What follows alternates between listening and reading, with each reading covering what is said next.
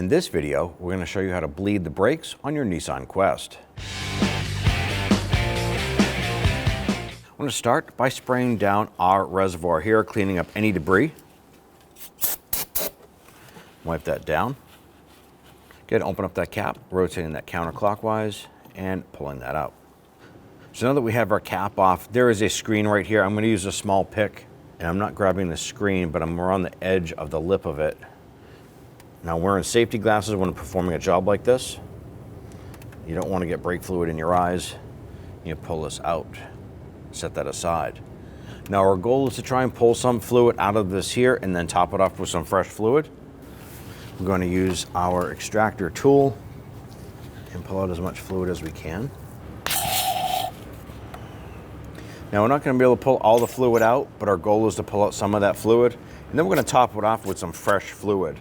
As we perform our brake bleeding process, we want to make sure that we're introducing fresh, clean fluid into our brake lines and through the entire system. At this point here, we can drop our screen back in, press that down, use the recommended DOT3 brake fluid, and we're going to fill this right up to the top of the neck itself. And once that's filled up, reinstall the cap.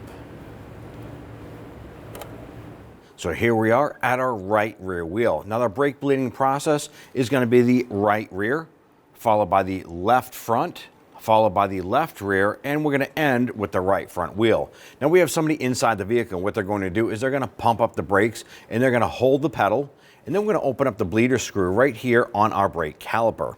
This is going to release any air bubbles, and what we're looking for is a solid stream of fluid coming out. Then we're going to seal this up, and they're going to repeat this process for a couple times so we make sure we have all of the air out of the line. Now on this particular model here, we have a rubber cap. We're going to pop that off. If yours does not have that, it's not critical. So let's go ahead and get this started. We have a reservoir here, comes around. We're going to put this on. Now this is an 8mm bleeder screw.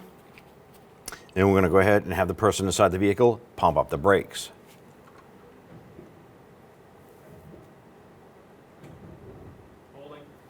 All right, while they're holding that, we're going to watch our line here and watch for that fluid.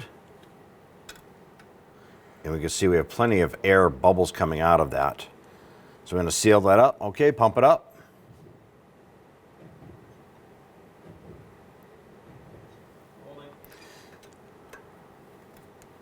And we'll go one more time.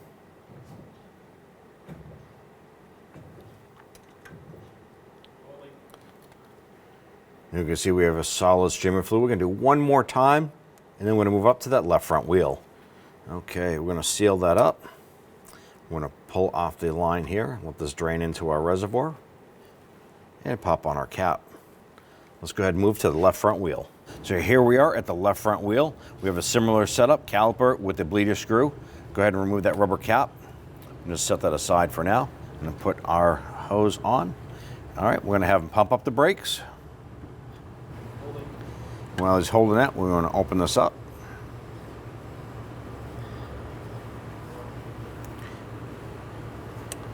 Snug that down. Okay, repeat. And one more time. Now on our left front wheel, we're getting a solid stream of fluid here. We're going to seal this up.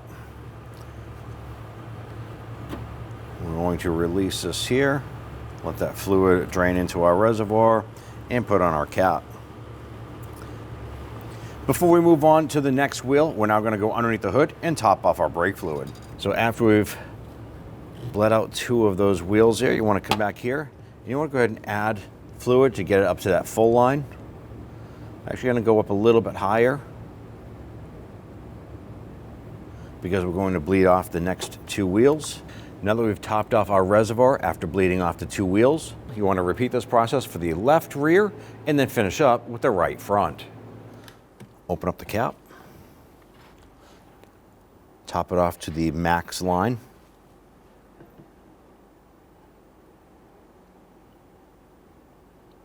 Now that we've topped off to the max line, put on the cap, seal it, Now that we've cleaned everything up, hop into the vehicle, pump up the brakes, make sure that the pedal is nice and firm.